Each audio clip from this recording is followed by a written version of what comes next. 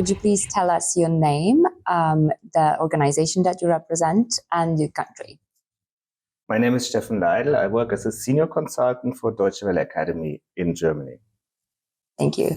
So at Deutsche Welle Akademie, you pride yourselves of using this holistic approach to media literacy and training.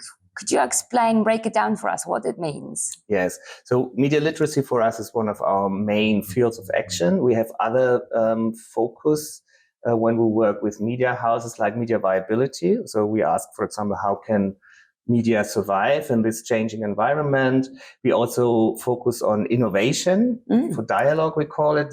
This is when we focus on actors that might not be the classical media, but also kind of actors that try to foster freedom of expression. And of course, we look at the environment of the whole area of information. So digital rights, and as well safety for journalism, which is a very important field at the moment. When it comes to media literacy, I think our focus at the moment, of course, is the question how, for example, does AI play out for media? What kind of changes do we need to consider? And all our partners, of course, are asking, okay, how to use artificial intelligence in their daily work? What does it mean? How does it change the media ecosystem? And of course, we are in early days, as we should know. And I think we really need to be aware what exactly are we talking about, because it's not just about generative AI. The focus is very much on generative AI, but we need also to look at the whole information ecosystem that is driven by algorithms and understand, okay, the algorithm are doing the choices for the media consumers. And we are trying to find ways how we can make media consumers aware that they also have choices that they can take. And this is a question we are following. And another thing I think we get good feedback is our methodology to teach media literacy. So we do a lot of train the trainer workshops. So with our partners in Africa, Latin America, in Asia, in Eastern Europe. And we have a very engaging methodology because we know young people sometimes are not very keen on media literacy campaigns because they find them boring. So we try to find ways on how can the topic media literacy be engaging, be fun. So for example, we developed some games, game approach, board games. For example, in Bolivia, we work with a board game. So young people are trying to find solution how to counter, for example, hate speech. And we have a kind of game between villains and mill heroes. So the mill heroes are developing solutions against the threats like propaganda or hate speech. And this is very successful because people have fun, and also you have this feeling that they can do something. So it's a lot about the agency. Yes. Okay, and we were also talking and exchanging some views about journalism. So if you could tell me what is your definition of journalism, what it actually is as a profession? Yeah, so I think there's a lot of discussion now, okay, where journalism is heading. Where is it to be placed in the information ecosystem? Should we be more taking part? Should we do constructive journalism? Should we do other kinds of journalism? So my basic take on journalism is that journalism is first of all, a craft that follows guiding principles like accuracy. And for me, one of the most important value of journalism is the independent perspective. I mean, there is no view from nowhere. It's like an American philosopher once said. But journalists, what they do is they are not knowing the truth. They're searching the truth all the time. And they do it following some principles like going also where it might be contradict your assumptions. You might have some assumption about a topic, but when you start investigating and you realize, oh, it's going in a completely different direction. And this is a kind of difference to activism, because an activist has a predefined message. They want to spread it out. And so they do some things to promote this. But this is not, for me, it's not journalism, because journalism is something that you might not know what's the result at the end of an investigation. And there's a quote by a renowned journalist who said once, a journalist is a person willing to destroy his opinion through facts. And I think this puts it in a very good way what journalism should be. Mm-hmm. And is this something that you're also teaching during your media literacy trainings, for example? Do you direct people towards specific media or specific, outlets that they should read, or rather maybe you teach them something else?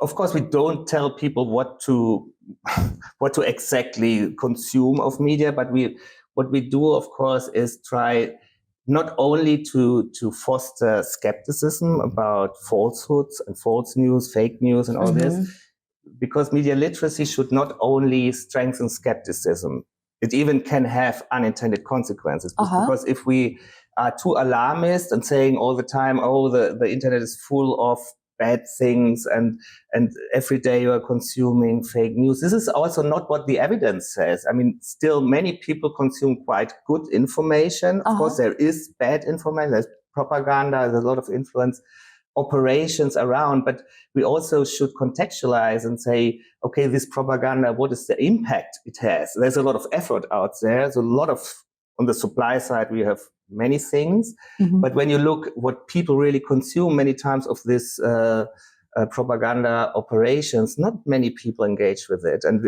yesterday we listened to OpenAI, for example. They discovered a lot of influence operations, but many of these influence operations do not have any impact because people don't take care about this or don't care about this.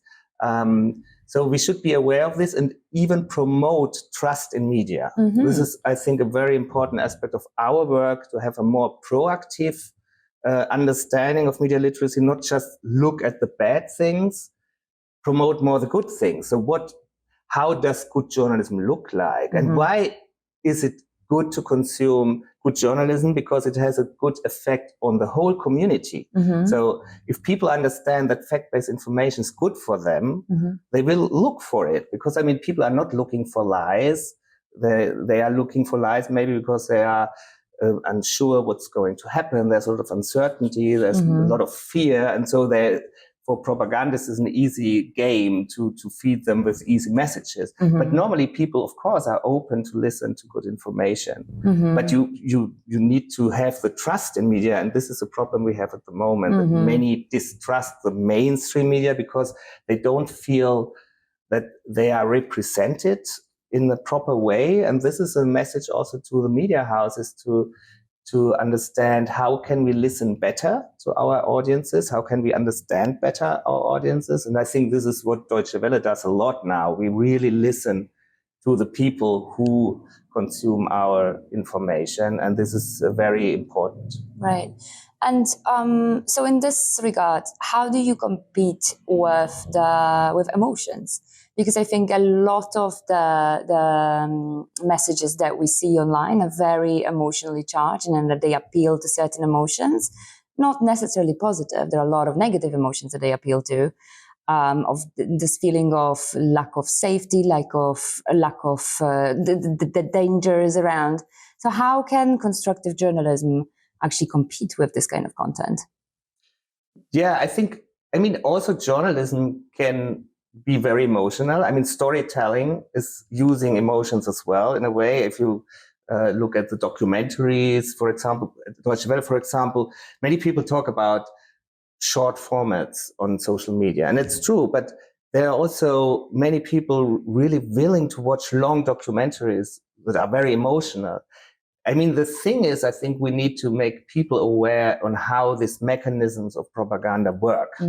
So, because what does a propaganda do? It is amplifying existing fears. Yeah. If people ask, okay, what do we see if we talk about Russian propaganda, other propaganda?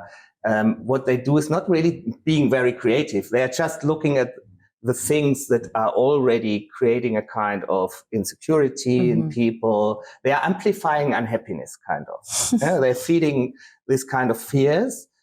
But as I said, the question is always, how successful are they with this? And talk also about more the evidence we have around disinformation. I think this is a task that we as journalists could be better, because many times we focus on the coverage of campaigns, but we ask that not too much, okay, but what exactly did this campaign do? I mean, it's difficult to prove, but we have a lot of researchers doing work on this, and we could ask them as well. And we should ask them and tell the people and explain them how this works. Okay, so my last question is about disinformation specifically. So what is this one thing that you think that you wish that more people knew about in regards to disinformation? I think, first of all, we should understand that we live in an influence economy, kind of. I mean, if you look at the information environment at the moment, any actor is trying to spread an information out there, and they all are using tools for it. They're using data, and even media houses are using data to understand better their audiences and then tailor-make the messages and all this. The question is always who draws the line between what is okay and what is legitimate and what is illegitimate information. And there we have a lot of discussion at the moment, because if you look at the US, for example, you have like different universes. You have a universe which is kind of the mainstream media, maybe like a New York Times or others that have an understanding of the world. And then you have a completely different. And I think it's really important here to make sure to be transparent on how we work, be very sincere as media houses, and show people why do we use some sources and other sources.